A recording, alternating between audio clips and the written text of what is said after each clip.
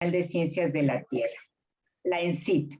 En esta ocasión nos acompaña el doctor Luis Javier González Méndez.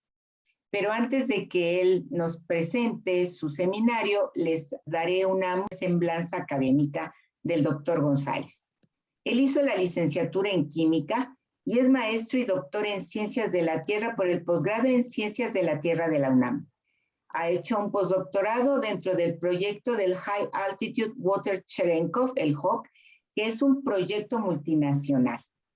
Actualmente, el doctor Luis Javier González es investigador en el Laboratorio Nacional de Clima Espacial y en el Servicio de Clima Espacial Mexicano. Además, pertenece a la sección de riesgos espaciales del Instituto de Geofísica de la UNAM. Las áreas de investigación del doctor Méndez son varias. Está el clima espacial o meteorología del espacio, realizando estudios con la base de detectores que componen el Laboratorio de Clima Espacial, la física y detección de rayos cósmicos, utilizando los observatorios de rayos cósmicos tanto de la Ciudad de México como el de Sierra Negra en Puebla. También estudia las variaciones de los rayos cósmicos detectados a nivel de Tierra y realiza simulaciones numéricas del paso de partículas a través de detectores y de la atmósfera.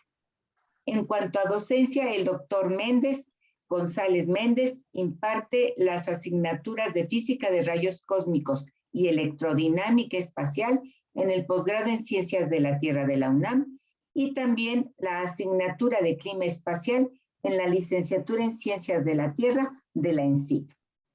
Adelante, doctor Luis Javier González Méndez, con rayos cósmicos y clima espacial.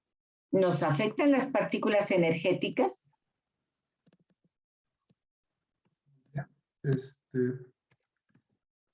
Sí se está viendo, ¿verdad? Perfecto.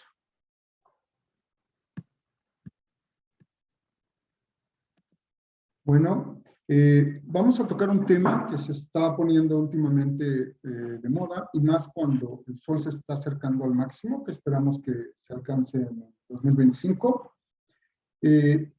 Hoy vamos a tocar este tema con base en los estudios que hemos desarrollado en los últimos años y con los estudios que se han desarrollado desde que trabajamos con el Laboratorio Nacional de Clima Espacial. Vamos a tratar de ver las afectaciones reales que son medibles y que se han podido ver con los estudios desarrollados a lo largo de los últimos años. Primero vamos a ver cómo se desenvuelve esta plática. Yo la partí en 4 partes, principalmente rayos cósmicos, tipos, origen, aceleración. Después, ¿qué es el clima espacial? Las afectaciones reales que se han medido en el clima espacial y la detección que tenemos con los observatorios. Para esto, vamos a iniciar con qué son los rayos cósmicos. Primero vamos a empezar qué son y cómo y cuándo se descubrieron. Los rayos cósmicos se descubrieron en 1912 por Victor Hess, cuando colocó un electroscopio a bordo de un globo a una altitud de más de 5,000 metros sobre el nivel del mar. Años más tarde, Kolshorster, a 9.3 kilómetros sobre el nivel del mar, encontró nuevamente que estas variaciones se incrementaban, nuestras mediciones se incrementaban conforme subían en altitud, confirmando las mediciones de Hess. No se sabía en ese momento qué eran, por eso se le llamaron rayos cósmicos en un futuro. Pero, ¿qué son estos rayos cósmicos? Primeramente, es importante recalcar que no son rayos, son partículas, y que en su inmensa mayoría están compuestos por núcleos atómicos totalmente ionizados.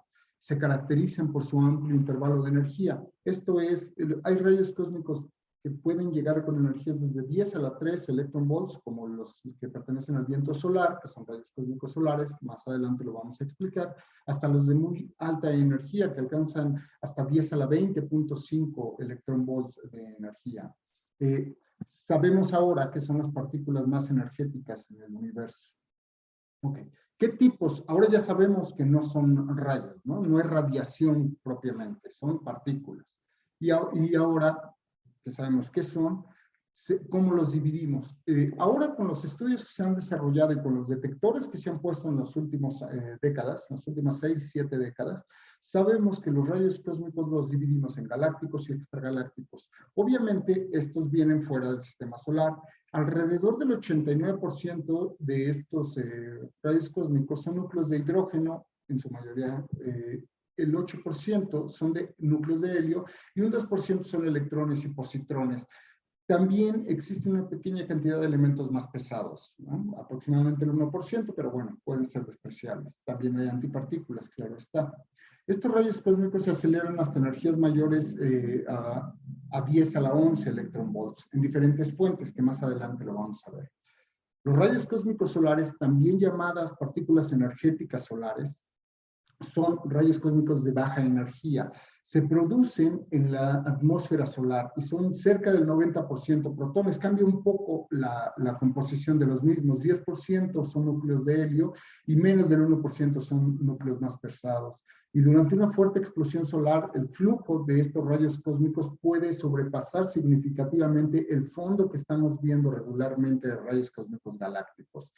Sabemos ahora que el Sol tiene un ciclo entre 11 y 12 años en promedio y cuando se encuentra en el máximo de su actividad, vamos a tener que hay un mayor número de explosiones y de emisiones de estos rayos cósmicos solares que pueden afectar en lo que vamos a llamar clima espacial y que más adelante lo vamos a ver. Cabe mencionar que las energías que pueden alcanzar estos rayos cósmicos solares van desde 10 a la 3, los que es el viento solar, pero cuando hay explosiones muy intensas alcanzan energías de 10 a la 10 y hasta 10 a la 11 electronvolts. Pero repito, estas son solo cuando hay explosiones en el Sol, ¿no?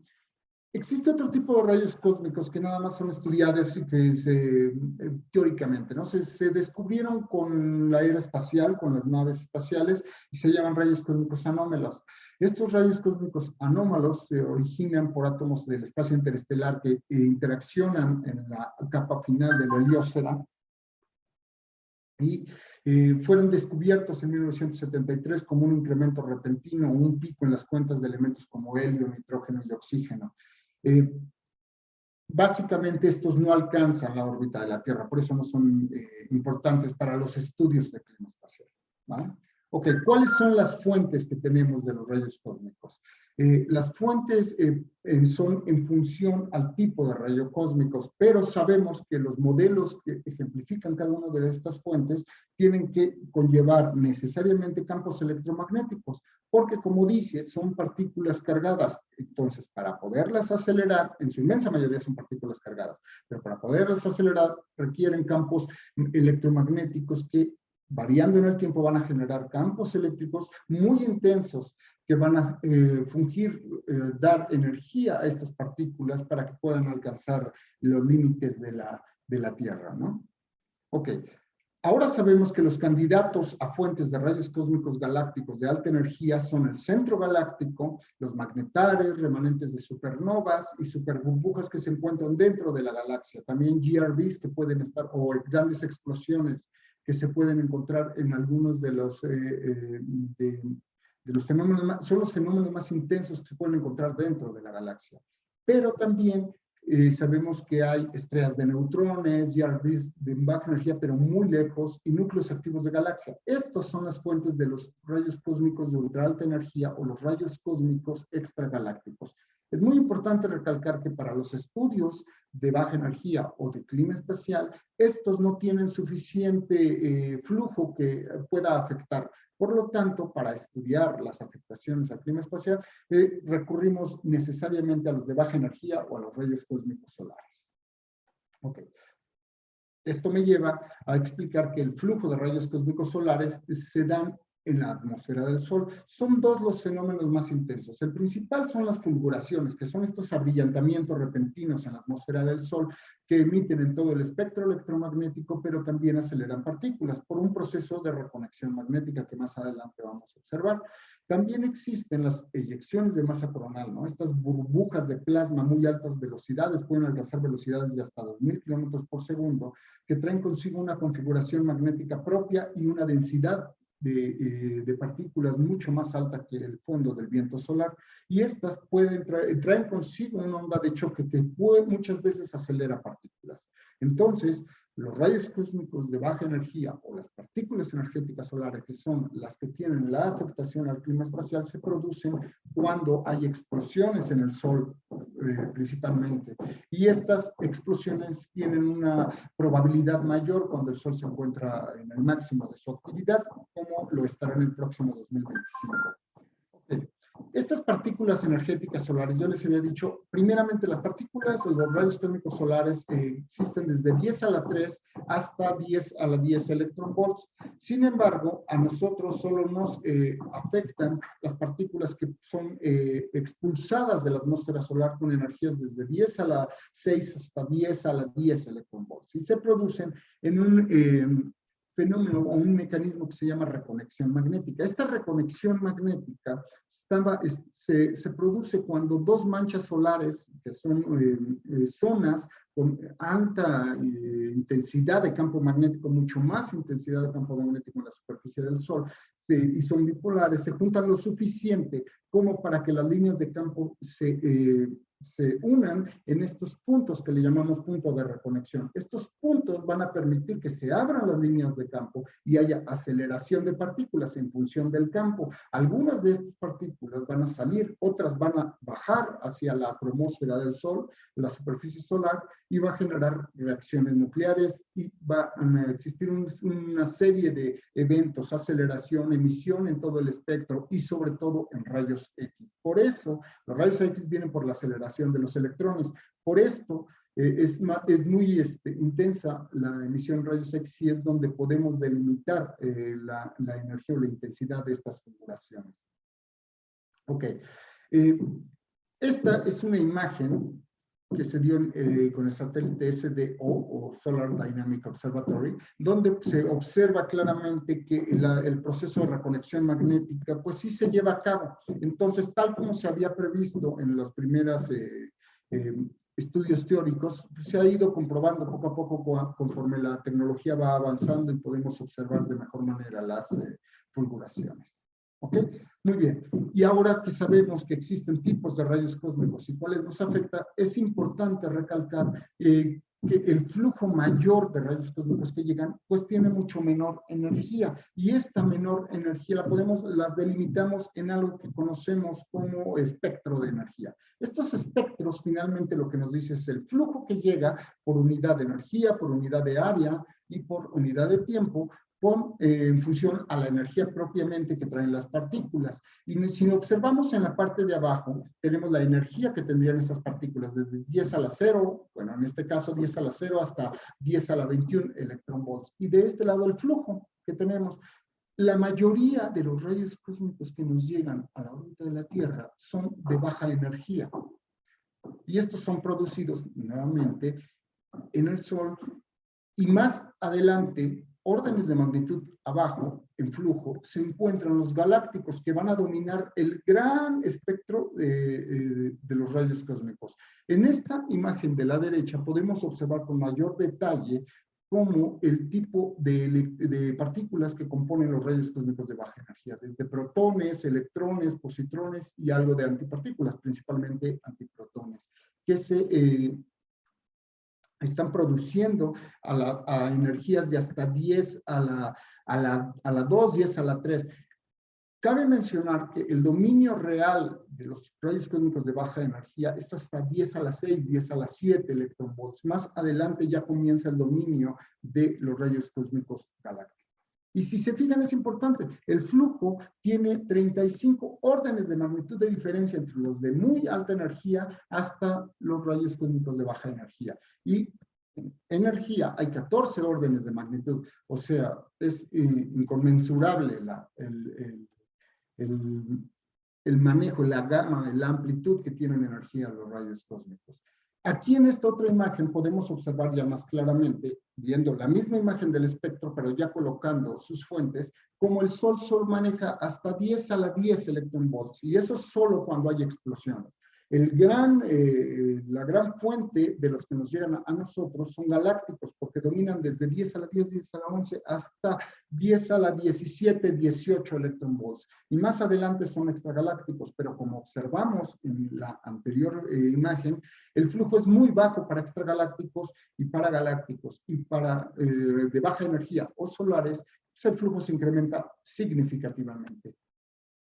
Ok. Para modelar el transporte, ahora sabemos que para las afectaciones reales, porque son los que más llegan, son los solares, y para modelar el transporte de estos rayos cósmicos en la heliosfera, ocupamos la ecuación de transporte. Esta ecuación lo que nos dice es cómo se distribuyen y cuál es el flujo real que llegan en un punto determinado de la heliosfera. Le llamamos la heliosfera a toda la burbuja en la que está compuesta y que dominan las emisiones solares y está contenidos los diferentes planetas y cuerpos planetarios, ¿no?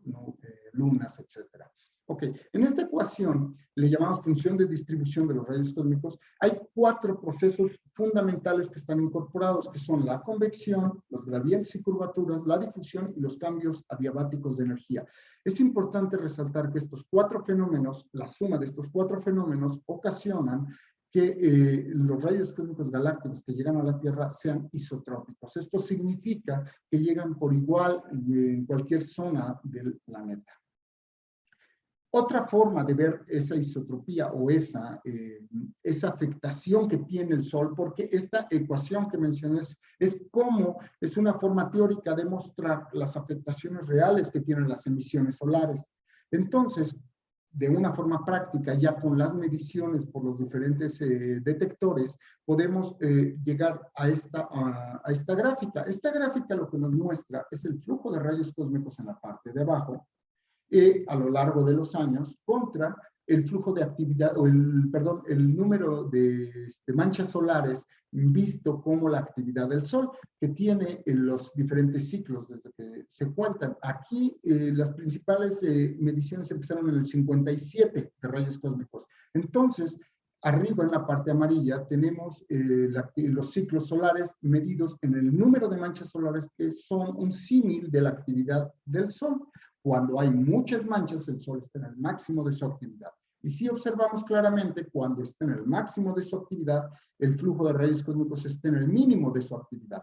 Como observamos ahora, estamos en la aproximada, aquí llega hasta el 2020, en el 2022 ahorita estamos llegando en la fase ascendente del ciclo solar 25. Entonces el flujo de rayos cósmicos empieza a bajar, pero esto es importante recalcar, de rayos cósmicos galácticos. Pero cuando explote, cuando la actividad del Sol empiece a ser más significativa, va a haber mayores emisiones y se van a generar un mayor número de flujo de rayos cósmicos solares, que son los que realmente afectan al clima espacial. Ok, ahora que sabemos cuáles son los tipos y cómo afectan, observamos y debemos entender qué es el clima espacial. El clima espacial comenzó su estudio propiamente con la era espacial, desde que tenemos instrumentación que pueda medir los diferentes parámetros en el medio interplanetario, principalmente, y en la atmósfera superior de la Tierra. Así como medimos el clima en la Tierra, pues que medimos parámetros como la velocidad del viento, como la temperatura, como la humedad, como la energía que tienen las partículas, etcétera. En el clima espacial se miden parámetros similares, pero ocupamos las emisiones solares. En este caso, al clima espacial, también conocido como meteorología del espacio, lo definimos como las condiciones físicas medidas in situ de la atmósfera solar, bueno, si se puede medir en la atmósfera solar, hasta donde alcancemos, del medio interplanetario, del campo geomagnético, la atmósfera terrestre y de la superficie terrestre, que se encuentran influenciadas por la interacción Sol-Tierra, en este caso por las emisiones solares. Las manifestaciones de la actividad solar que tienen repercusiones en el clima espacial son 3 principalmente, son las fulguraciones, las eyecciones de masa coronal y las corrientes de viento solar que forman regiones de interacción de corrientes. Cabe mencionar que las fulguraciones y las eyecciones de masa pueden producir partículas energéticas solares muchas veces, sobre todo las fulguraciones. Las eyecciones pueden acelerar partículas que se encuentran en el medio, pero son grandes fuentes de afectaciones al clima espacial. Ok. Entonces, particularizando, ¿qué son las partículas energéticas solares? ¿No? Sabemos que, como lo dijimos al principio, son núcleos principalmente de hidrógeno que son acelerados en estos diferentes fenómenos en la atmósfera del Sol. Sabemos que los protones son los que dominan, sin embargo, también hay un porcentaje importante, cerca del 8% de partículas alfa, que son núcleos de helio, y algunas veces neutrones. Estos se producen cuando hay unas intensas fulguraciones y hay reacciones nucleares en la atmósfera del Sol que van a producir neutrones que van a salir disparados y algunos de ellos pueden alcanzar la Tierra. Bueno, las energías que se manejan para poder llamarles partículas energéticas solares van desde 10 a la 6 hasta 10 a la 10 y a veces se han tenido o hemos podido medir algunos eventos con 10 a la 11 electronvolts. La ocurrencia de estos eventos son finalmente, siempre están ligadas a las ráfagas o fulguraciones y a las eyecciones de masa coronal. Sabemos que partículas con energías mayores a 40 megaelectronvolts son un riesgo para la vida en el espacio, pero tiene que ser con un flujo significativo, porque si solo es un flujo muy pequeño, pues no va a ser capaz de producir algún daño, ¿no? Los tiempos de arribo que tienen las partículas energéticas solares van desde los 15 minutos hasta algunas horas en función a la energía que tengan. Y bueno, nosotros sabemos que tenemos dos escudos en la Tierra, que es el campo geomagnético y la atmósfera. El campo geomagnético desvía las partículas, como dijimos, la mayoría son cargadas, entonces las va a llevar hacia diferentes lugares geomagnéticos en función a las líneas, la intensidad de las líneas del campo geomagnético. Y la atmósfera, pues va a ir absorbiendo partículas y produciendo reacciones nucleares dentro de la misma y va a ocasionar que no lleguen a nivel de Tierra o lleguen la menor cantidad de partículas. Ok, aquí era una imagen, un video de una eyección de masa coronal, como la vemos, pero bueno, no se dejan. Y las fulguraciones. Ok, de cómo nos afectan muy bien las partículas. Existen varios procesos que pueden afectar los flujos intensos de partículas energéticas. Sabemos ahora que si están muy focalizados y y es geoefectivo este evento, o sea, que vienen en dirección a la Tierra, pueden producir fallas y pérdidas de información en computadoras y en sistemas de almacenamiento, pero en órbita. Eso es importante decirlo, en órbita, porque estaríamos fuera de los dos escudos que tiene la Tierra. Principalmente la afectación por partículas se da fuera de la Tierra y en los componentes electrónicos de naves espaciales, satélites y, bueno, la estación espacial, etc. Más adelante lo vamos a ver con un poco más de detalle. Ok.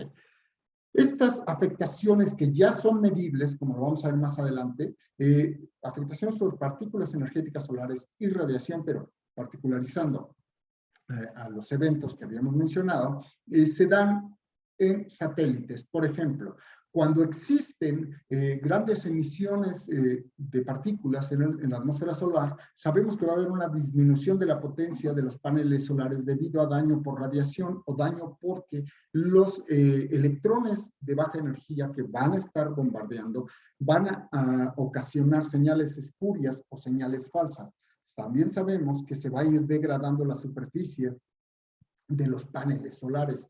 La electrónica se degrada debido a la dosis total de radiación y los efectos de la microelectrónica se va a dar por acumulación de carga y esta carga va a ser muy significativa cuando los electrones van a estar bombardeando constantemente, se va a ir acumulando carga y van a generar señales espurias o señales falsas se le llama y que esto puede ocasionar que los satélites después de un tiempo prolongado a emisiones solares pueda generar fallas y hasta descomposturas que ya son irreparables, ¿no? Sabemos que se pueden generar descargas de arco en paneles solares cuando se exponen a radiación muy intensa de electrones, sobre todo, y esto va a afectar los componentes de los satélites que van a comenzar a radiar también. Sabemos que las cargas electrostáticas van a generar alteraciones y descomposturas en los componentes y además hay un tema importante que se ha estado estudiando en los últimos años. Las cargas superficiales e internas van a generar medios complejos y pequeñas variaciones en los materiales van a generar descargas que generan que se vaya descomponiendo, sería la palabra, vayan teniendo descomposturas muy sistemáticas en los sistemas de microelectrónica. Por eso la importancia de estudiar y usar nuevos materiales cuando nos acercamos al máximo de actividad. Otro de las afectaciones reales que se tienen es por diferentes flujos de electrones, ya sea de alta o de baja energía. Sabemos que las descargas que pueden tener la electrónica causan daños, falsos comandos y daños en los componentes. Y esto se da porque los electrones energéticos mayores a 100 kiloelectronvolts van a generar cargas superficiales en los componentes de los satélites. Esto va a generar que se produzcan descargas o pulsos en el circuito. Estos pulsos van a generar que el satélite vaya perdiendo la consistencia de su programación. Entonces, muchas veces están programados para trabajar determinados temas y no lo van a hacer porque están teniendo dificultad para poder lanzar señales o están leyendo señales espurias. Muchas veces también se encuentran descargas que pueden físicamente descomponer electrodos o componentes muy susceptibles en los satélites. Muy bien, todo esto, estos estudios que cabe mencionar, se han desarrollado, pues bueno, por los países que tienen un mayor número de satélites. Uno de ellos es Rusia, que tiene miles de satélites en órbita. Y bueno, en el 2012, un investigador publicó un estudio de todos los eventos que han ocurrido, eventos en satélites, desde fallas hasta fallas totales, comandos espurios, en toda la gama de satélites que estudió y los relacionó con los eventos solares. Y encontró que al menos el 60% de los eventos solares causaron diferentes afectaciones en sus satélites, hasta el punto de que muchos de ellos dejaron de funcionar, como en ¿no? En el 14 de enero del 2005 se tuvo una pérdida total de un satélite, al igual que en el 2000 con diferentes tipos, que fueron atribuidos a diferentes tipos de emisiones, entre ellas las partículas. Pero bueno, sabemos ahora que cuando hay una explosión en el Sol, además de las partículas viene radiación y muchas veces hay una eyección de masa coronal que puede generar otro tipo de fenómenos y afectaciones al clima espacial. Otros de los estudios, ya fue hecho en Europa y Estados Unidos, encontraron una similitud. En rojo se encuentran la pérdida de la misión o la pérdida de los satélites que se atribuyó a diferentes fenómenos solares, pero particularizando a las partículas muy energéticas que fueron expulsadas en las diferentes fulguraciones. Y encontramos que aquí fueron muchísimos más, ¿no? Fueron al menos 1, 2, 3, 4, 5, fueron 9 misiones que se perdieron por exposición a una fuente de partículas energéticas solares. Entonces, si pensamos en toda la cantidad de dinero y el trabajo de años que llevó poner en órbita un equipo y pues en una exposición de algunos días o algunas horas se viene abajo, bueno, podemos capitalizar, ¿no? Lo que significa el estudio del clima espacial. Okay. Esto es importante y aquí quiero recalcar que no hay estudios concluyentes todavía. La posible afectación en aviones o vuelos de gran altitud por flujos de partículas energéticas solares aún está en estudio. Se necesitan estudios a largo plazo porque no se han encontrado afectaciones en estudios a corto plazo. Eso es importante recalcarlo. A corto plazo es menor a 5 años. Entonces se están desarrollando estudios a largo plazo, más de 10 años, y no han salido conclusiones significativas todavía, porque la atmósfera absorbe de manera muy eficiente el flujo de partículas. Entonces, lo que sí se puede saber es que las partículas energéticas chocan con los átomos, van a generar un flujo o una cascada de partículas que son de secundarios, rayos cósmicos secundarios, y estas partículas en un vuelo comercial es cerca de 300 veces mayor que a nivel del mar, porque tiene mucho menos atmósfera que te sirva de escudo. Sin embargo, como vamos a ver más adelante, no es significativo para tener una afectación real a la salud. Y a la electrónica se han encontrado algunas fallas, pero no la han podido atribuir necesariamente al evento por partículas. Entonces, por eso esto queda amplio, está abierto el estudio, pero se necesita mucho tiempo y muchos vuelos para poder tener una afectación real o una conclusión de afectaciones reales, ¿no? Sabemos también que se han reportado fallas en los pilotos automáticos y en respuesta de los circuitos que coincidieron con flujo de partículas solares sobre Australia, pero bueno, se necesitan repetir o que existan nuevos vuelos que tengan similitud en los resultados para poderlo dar como una conclusión, ¿no? Ok, algo que sí se ha podido hacer en el laboratorio son los síntomas que tiene la radiación en los humanos. Sabemos que de 0 a 0.25 sievert, un sievert es un joule por segundo que va a afectar al material orgánico. Así es como lo miden, ¿no? Básicamente. Entonces, de 0 a 0.25 no hay afectaciones, es una radiación normal. De 0.25 a 1 sievert, algunas personas sienten náuseas y pérdida del apetito. Ahorita vamos a recalcar los flujos reales.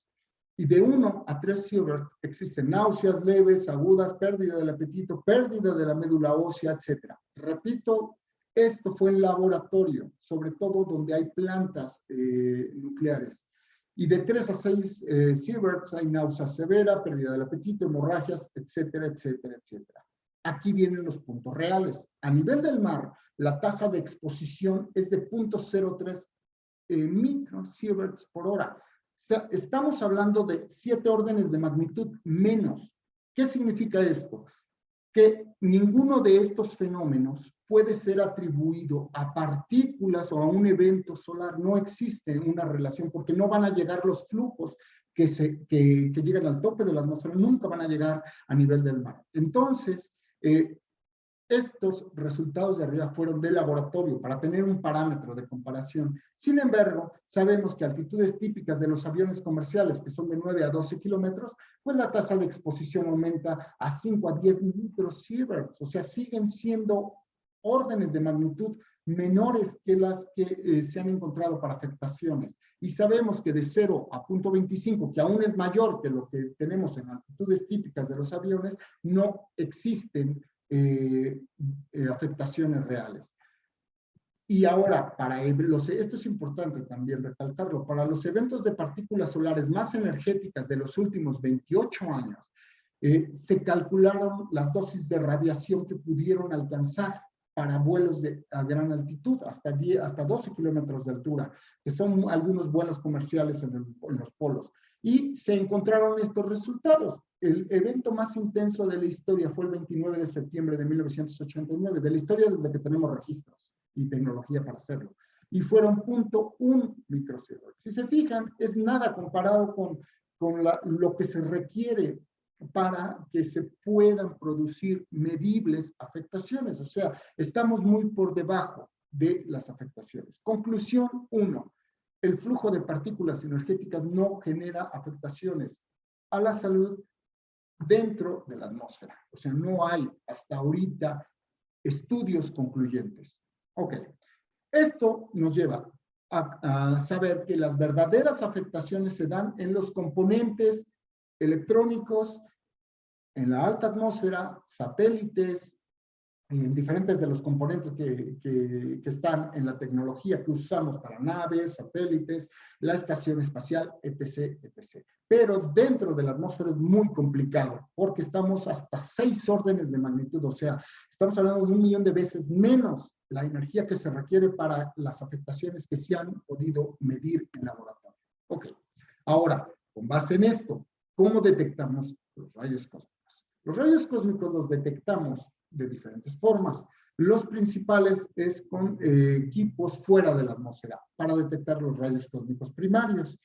Sabemos que esto es muy bueno porque son los primarios, los que llegan. Le llamamos primarios a los que están antes de las interacciones en la atmósfera, porque una vez que llegan a la atmósfera van a interaccionar sí o sí. Y si interaccionan, le llamamos rayos cósmicos secundarios, porque ya no son los originales que llegaron.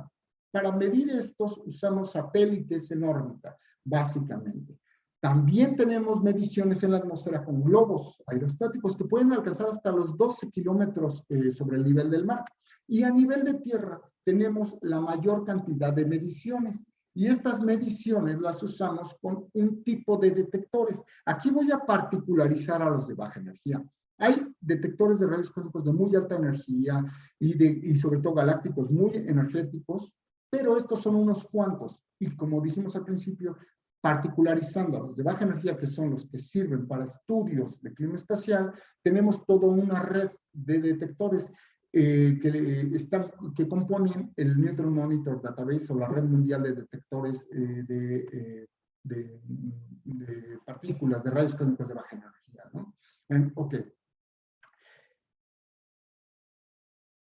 Y nosotros en México tenemos 2 observatorios para rayos cósmicos de baja energía. Uno de ellos está en la Ciudad de México y otro se encuentra en la cima del volcán Sierra Negra.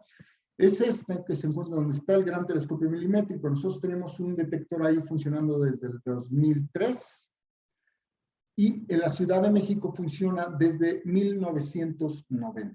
Ok, vámonos a la Ciudad de México primero.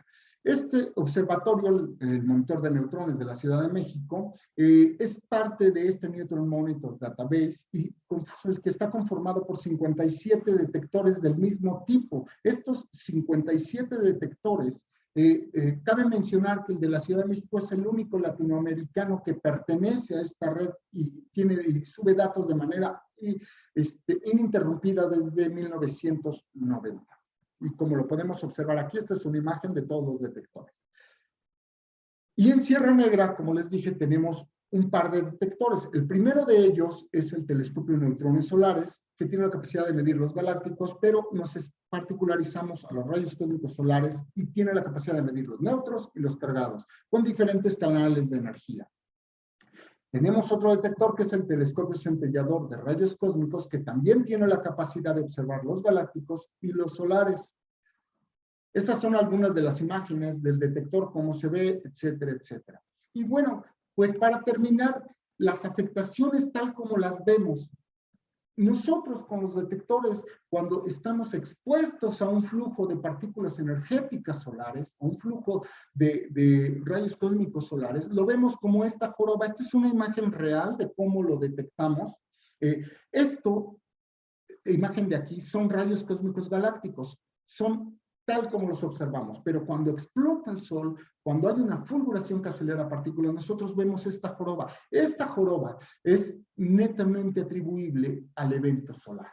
Y si se fijan, solo podemos observar un flujo de rayos cósmicos solares cuando explota el Sol. Si no, todos los detectores a nivel de Tierra solo tienen la capacidad de observar el fondo de rayos cósmicos galácticos. Este es otro evento registrado, pero por el monitor de neutrones de la Ciudad de México, para el 2003. Y este fue para el 2005.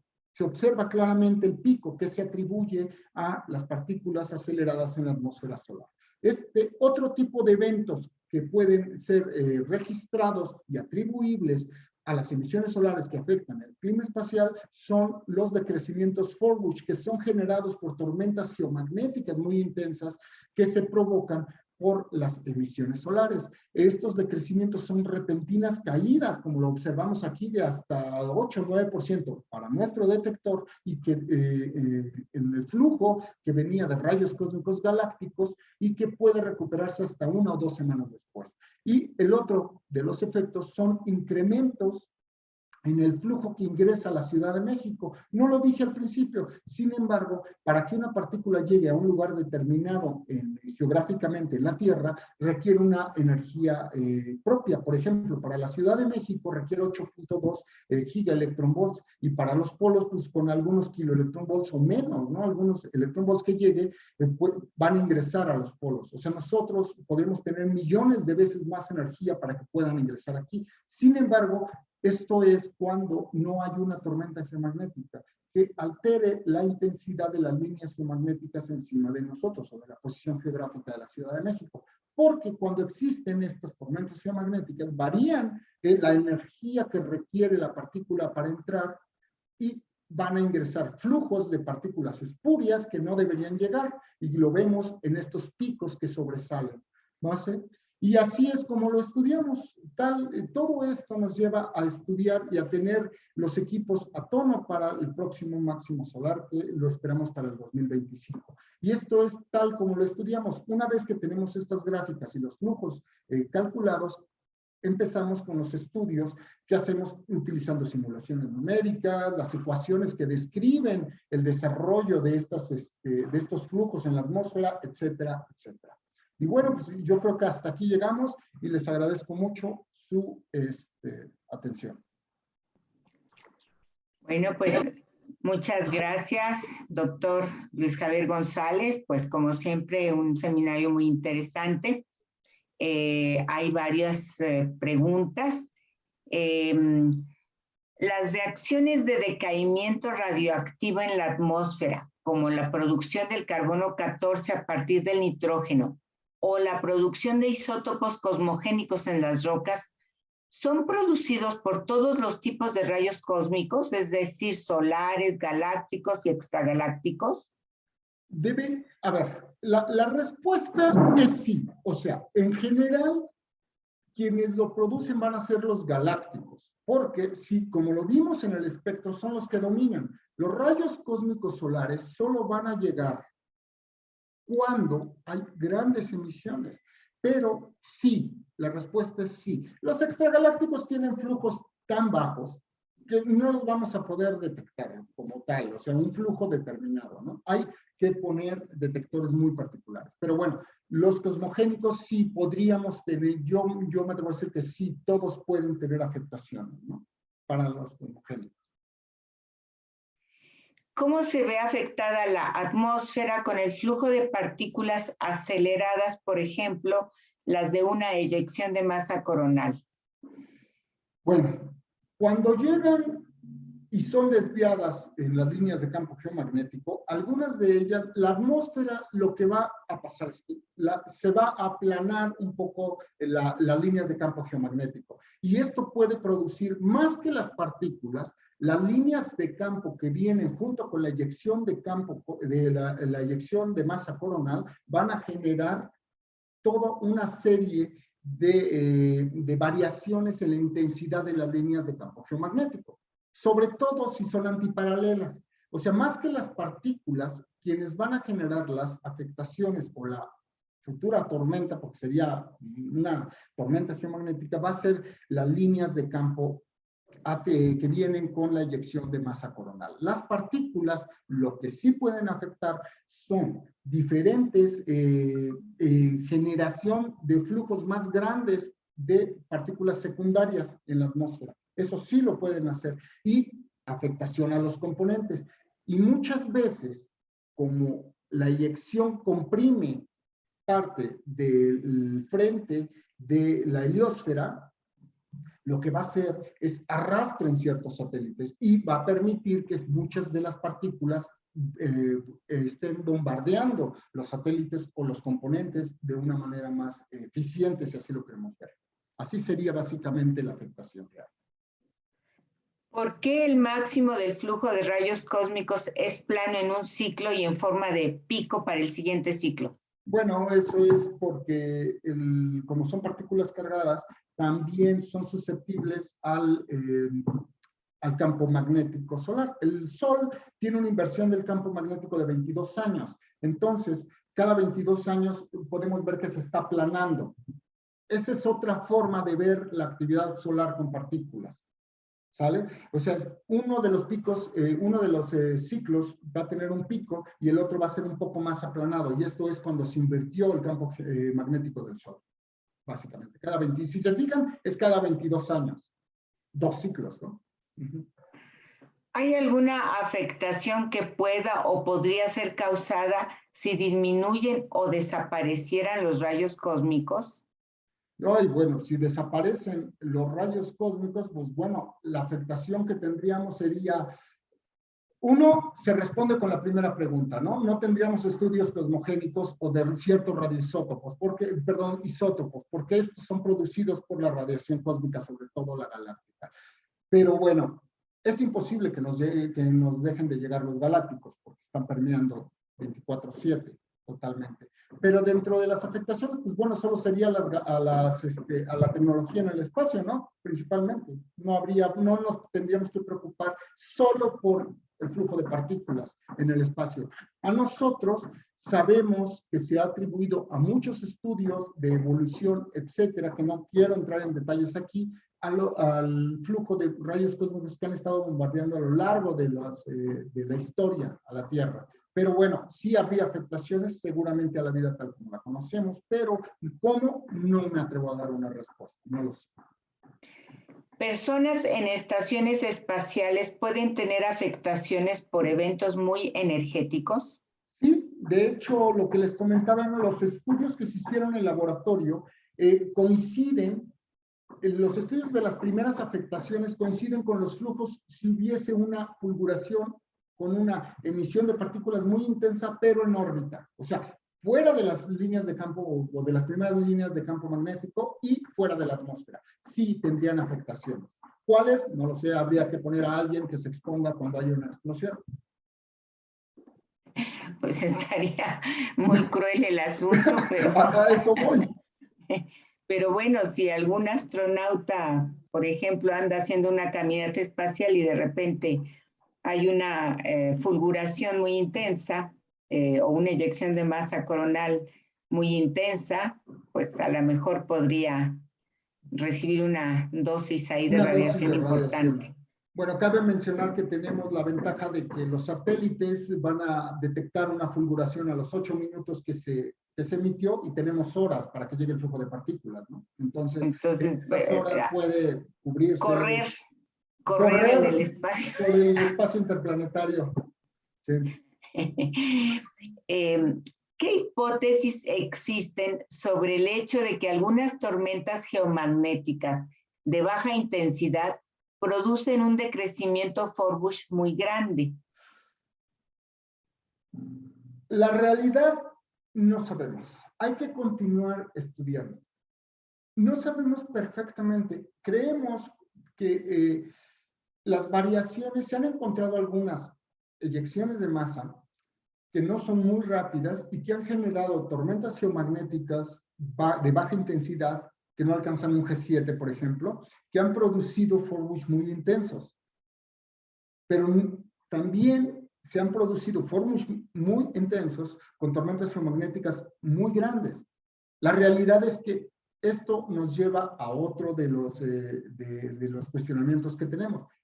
Necesitamos estadística, hacer más eventos para poder dilucidar cuál podría ser estas hipótesis. Actualmente nosotros no tenemos una hipótesis que pueda decirlo, porque no tenemos gran cantidad de eventos aún registrados. Y cuando digo nosotros es aquí en la Ciudad de México, porque les dije que aquí son menos intensas las afectaciones por la posición geográfica que tenemos. En los polos tienen una estadística un poco mayor, porque muchas veces ellos tienen un evento que es muchísimo más intenso y nosotros ni siquiera lo vimos. ¿Vale? Entonces necesitamos más eventos para poder dar una respuesta concreta a esta pregunta. ¿Hay indicadores o algunos estudios para el pronóstico de tormentas solares? Sí, hay estudios que tratan de hacerlo de diferentes formas. Unos desde el punto de vista estadístico, usando probabilidades y diferentes herramientas computacionales para tratar de hacerlo, y otros de una forma más utilizando parámetros, simulaciones numéricas utilizando parámetros con base en los satélites especializados y naves como la que se acaba de mandar. Estas van a dar diferentes datos que no se tenían para poderlos inyectar a las simulaciones y que nos puedan dar un resultado al final. Sin embargo, la realidad es que muchas veces son muy inexactos. O sea, las herramientas están en desarrollo. Necesitaríamos datos más concretos y esto podría dilucidarse de una manera más eficiente en las próximas décadas. No me atrevo a decir si una o dos, pero necesitamos datos in situ. Sí, sí existen algunas herramientas, pero todavía no son eficientes. Esa es la realidad. Para poner un último ejemplo, una de las herramientas más importantes para describir el clima espacial es Enlil, desarrollado por la NASA, etcétera, y pues muchas veces se equivoca. Nos da parámetros que esperamos ser muy intensos y no, resulta que no hay nada. Y el día que dice que el viento solar va a tener una velocidad determinada de 300 a 400 kilómetros por segundo, pues viene viento solar rápido, ¿no? O genera una tormenta geomagnética. No sabemos. Necesitamos más. Estamos en una etapa histórica de estudio todavía. José Luis Javier, ¿qué pronóstico hay para la máxima intensidad del próximo ciclo solar en su máximo en el 2025? ¿Va a ser un ciclo solar con muchas manchas solares o está bajando, así como hemos visto que fue el pico del ciclo solar 24 respecto al del 23? Creemos que va a ser...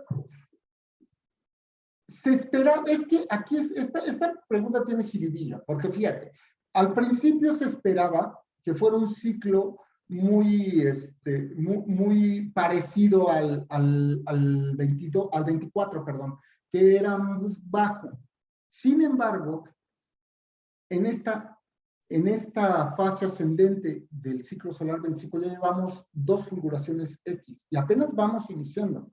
Entonces, la realidad es que está variando, como cada mes están variando los pronósticos del número de manchas solares, porque los pronósticos dependen de la evolución de las regiones activas que se están viendo y observando con satélites, y estas han variado.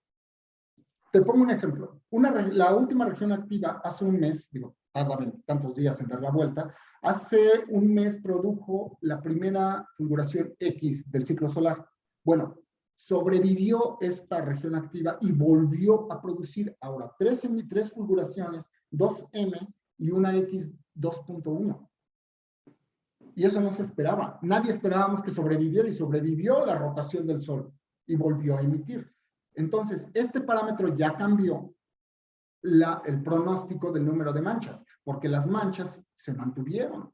La región activa estaba compuesta por diferentes grupos de manchas solares y se mantuvieron. Entonces, ¿qué se espera? La realidad es que esta es una de las preguntas que ya se introdujo a los estudios de los diferentes congresos de clima espacial. Ya la dejaron abierta. Al principio se creía que iba a ser un ciclo más estilo 24, que no fue tan intenso, pero actualmente ya lo quitaron. Están en espera de más datos. Esa es la realidad. El Observatorio de Sierra Negra también mide el flujo de rayos cósmicos galácticos de baja energía y solares como el de la Ciudad de México. Sí, de hecho, el Observatorio de Rayos Cósmicos de Sierra Negra, ya no quise adentrarme porque si no iba a hablar mucho de rayos cósmicos, está compuesto por 2 detectores. Uno es el telescopio de neutrones solares y el otro es el telescopio centellador de rayos cósmicos. Son muy parecidos, con la diferencia de que el centellador de rayos cósmicos, que es más nuevo, tiene una capacidad muchísimo mayor estadísticamente. O sea, vamos a poder observar un evento con una manera más eficiente porque tendríamos una resolución más alta en partículas y mayor número de partículas. Sí, la respuesta es sí. Los dos ven el fondo de galácticos, pero con energías hasta de 200 Hz. No podemos ir más allá. Para eso se requiere otro tipo de detectores. Vemos el fondo de galácticos y obviamente los solares, pero los solares podemos distinguir entre los cargados generados en el Sol y los neutros generados en el Sol. Entre la ocurrencia de la tormenta solar y el pronóstico de clima espacial, ¿cuánto tiempo tienen? Depende, por ejemplo, depende de la velocidad que tenga la tormenta, pero en general tenemos de 14 a 20 y tantos horas, ¿no? Hasta a veces tenemos más de un día para poder delimitarlo. Obvio, si son partículas, sabemos que hubo una fulguración en el Sol a los 8 minutos, pero para que lleguen las partículas pues pueden pasar horas, ¿no? Desde 8, como les dije, desde 8 hasta, 8 hasta 20 y tantas horas muchas veces. ¿Crees que la evolución de las especies cuando la atmósfera era diferente a la actual se haya debido a la diferencia de radiación en ese entonces? De hecho, es una de las hipótesis que ha manejado la gente, ¿no? Sí. O sea, el flujo de rayos cósmicos afecta, porque bueno, hay estudios que se han hecho en laboratorio donde se sabe que cierta radiación afecta el material genético en las mitocondrias, etcétera, etcétera, etcétera. Entonces, si en la antigüedad, o bueno, hace millones de años teníamos una intensidad de campo geomagnético distinto por la razón que fuese, o sea, y un flujo entraba con una mayor intensidad, pues es obvio que iban a estar expuestos los materiales a una mayor radiación e iba a variar, sí, obviamente. ¿Los rayos cósmicos galácticos y extragalácticos afectan al Sol y a su actividad? No, no, no, no. Eso es como decir que tienes una, no sé, una fogata de 1 kilómetro y un cerillo. Nada, ¿no? No le haces, básicamente es nada, ¿no? Por el tipo por la densidad o el flujo que está llegando, ¿no?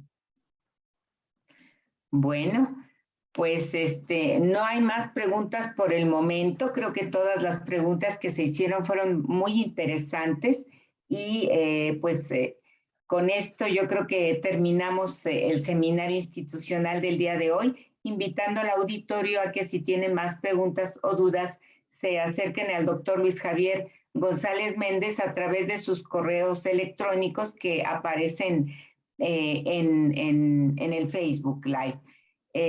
Y bueno, pues agradezco entonces al doctor González Méndez por su muy interesante plática, también al auditorio, y pues nos vemos dentro de 15 días en un seminario más de la Escuela Nacional de Ciencias de la Tierra. Buenas tardes a todos y a todas. Buenas tardes, gracias a todos. Gracias, Blanca. Gracias.